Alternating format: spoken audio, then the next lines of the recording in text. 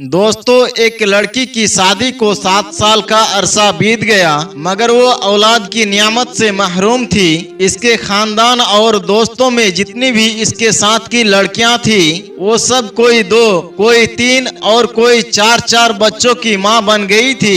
इस लड़की की बहुत हसरत थी कि अल्लाह इसकी गोद भी भर दे। लड़की किसी से कुछ नहीं कहती थी, लेकिन दिल ही दिल में अल्लाह से दुआ मांगा करती थी, या अल्लाह मुझे भी ये खुशियाँ दिखा दे।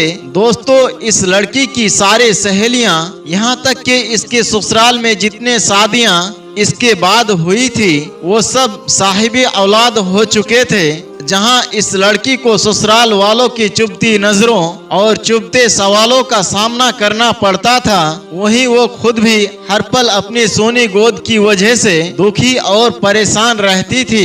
उसने हिम्मत करके अपना चेकअप भी करवाया, लेकिन ये चीज देखकर उसे और भी ज्यादा तकलीफ होती। उसकी रिपोर्ट में भी डॉक्टरों ने तकरीबन नाउम्मीदी जाहिर की, जिस वजह से वो हर वक्त दुखी रहने लगी। मगर दिल में एक उम्मीद भी रहती थी, अगर अल्लाह चाहे तो कुछ भी नामुमकिन नहीं है। डॉक्टर्स की बात कभी हातमी नहीं हो सकती, क्योंकि वो सिर्फ अपना अंदाजा और अपने तजुर्बे की बुनियाद पर कुछ कह सकते हैं, लेकिन हकीकी फैसला तो अल्लाह के इख्तियार में है। लड़की की दिल अगर बहुत ज्यादा उदास होता तो छुपकर अपने कमरे में जी भरकर रो लेती थी। कोई भी उसके तकलीफ को समझ नहीं पा रहा था कि वो खुद औलाद ना होने की वजह से कितना दुखी है, कितनी तकलीफ और कितनी अजियत से गुजर रही है। ससुराल वाले तो बातें बनाते ही थे, लेकिन रिश्तेदार और हमसाये की बातें जलती पर तेल का काम करता, और उसकी सास कुछ बातें बाद में कर देती,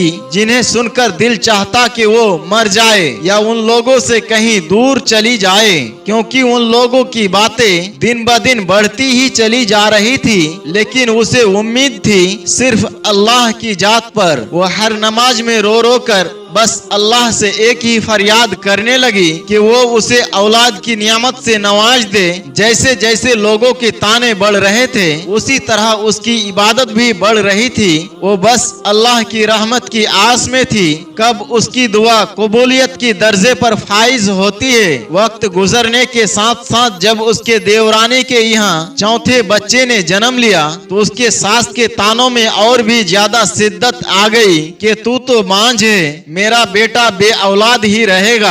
आखिर मेरे बेटे का कसूर क्या है कि उसे ये बांझ पल्ले पड़ गई। एक दिन वो अपने देवर के बच्चे को गोद में लेकर प्यार कर रही थी कि ना जाने उसके दिल को क्या हुआ कि बच्चे को वहीं लेटाकर अपने कमरे में आई और ऐसा रोई कि सब घर वाले जमा हो गए।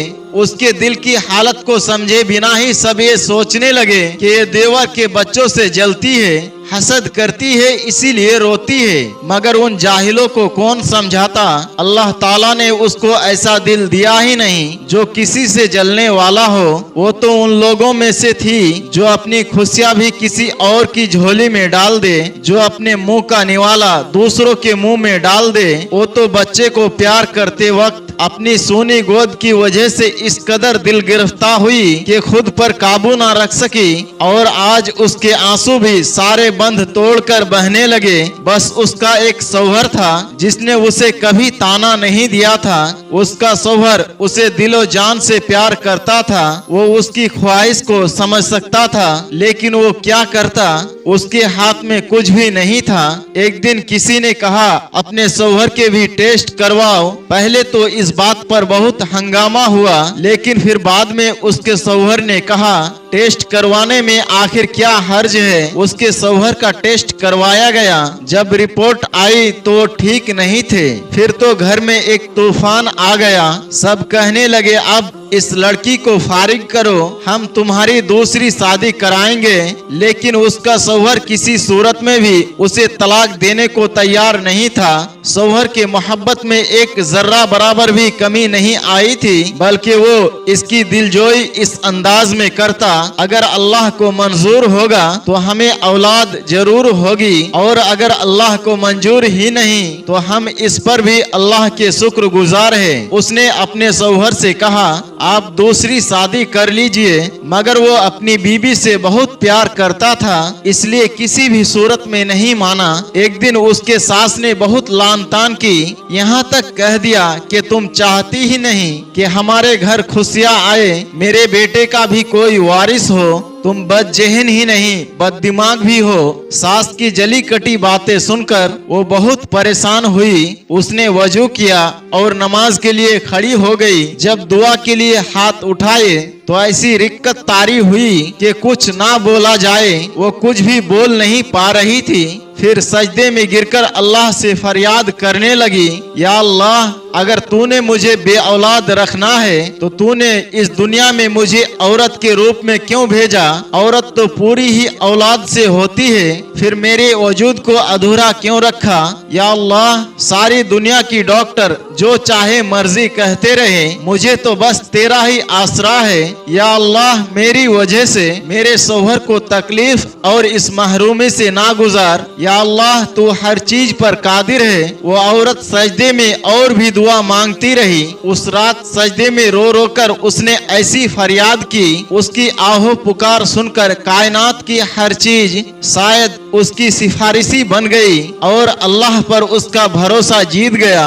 और फिर चंद हफ्तों के बाद वो हुआ जिसकी किसी को उम्मीद ना थी। डॉक्टर बार बार हैरत से उसकी रिपोर्ट को देख रहे थे। फिर उसको जिंदगी की नवील सुनाई गई कि वो माँ बनने वाली है। ये सुनते ही वो औरत बिना किसी की परवाह किए हुए अस्पताल के फर्श पर सजदा रेज हो गई और अल्लाह का शुक्र अदा किया।